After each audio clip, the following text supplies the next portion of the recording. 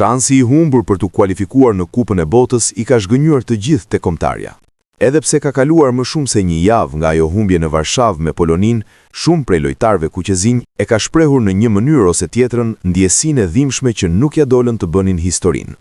I radhës që ka shprehur emocionet e asaj sfide dhe për mënyrën se si e rodhën kronologjitë, është dhe Yasir Hasani, i cili u grumbullua nga trajneri Sylvinho për ndeshjen e jetës, por u la në tribun pak orë para duelit. Rasti i Bajramit, sipas Hasanit, ishte shumë i mirë, por 30 vjeçari nënvizon ligjin e pashkruar të futbollit duke shtuar se shpesh fusha rezonon dhe gjërat pa drejta. Me thënë të drejtën, ka qenë në përgjithësi një rrugtim i mirë, pasi kemi fituar ndeshje të rëndësishme dhe arritëm deri në play-off, por ndonjëherë futbolli është i padrejtë. Në Poloni ne patëm rastet tone për të bërë golin e dytë, por në futboll, siç i thon asaj shprehje, po nuk shënove do e pësosh. Kur je në tribune she ndryshe. Bajrami bëri çdo gjë shumë mirë, por ndonjëherë nuk shkon topi në port, nuk ke fat. Ai është i mërzitur shumë, kishte shansin të bënte golin e dytë, por nuk ka qenë shkruar, tha fillimisht futbollisti i kombëtares.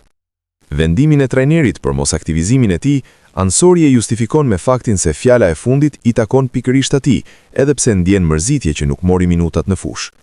Kush nuk ka qef me qenë në fushë, unë mund të isha pak i mërzitur sepse edhe mund të luaja, por për atë vend trajneri vendos.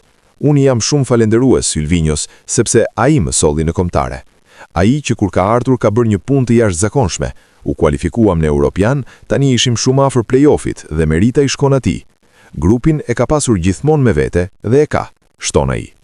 Prej kohësh Hasani ndodhet në Shqipëri, ku stërvitet rregullisht në kampin stërvitor të Partizanit për të mos humbur rendimentin e tij fizik, kjo dhe për shkak të situatës së tensionuar në Iran. Kontakte kam me lojtarët dhe klubin, por shumë pak, sepse ata nuk kanë internet gjithë ditën, kanë vetëm 3-4 orë. Inshallah sa më shpejt vjen paqja. Ata nuk duan që të iki, më duan aty, por mbletet për të parë se sa duhet pres, sepse kështu pas stërvitje është shumë e vështirë. Rroga vazhdon, por është problem se s'ke si me e marr rrogën se atje është luftë. Atje nuk funksionon tani asgjë, tha ai. Në fund pati dhe një koment për Partizanin, klub të cilin e konsideron si shtëpinë e tij. Normal, ajo është shtëpia ime. Në Shqipëri e kam thënë vetëm Partizani. Stërvitjat e Partizani është një ambient që e njoh. Këtu kam dalë kampion dhe ndihem shumë mirë. Inshallah del Partizani kampion, por duhet me i marr ndreshjet një nga një, sidomos me ndeshjet e vogla, se janë ato që ta humbin kampionatin, përfundoi Hasani.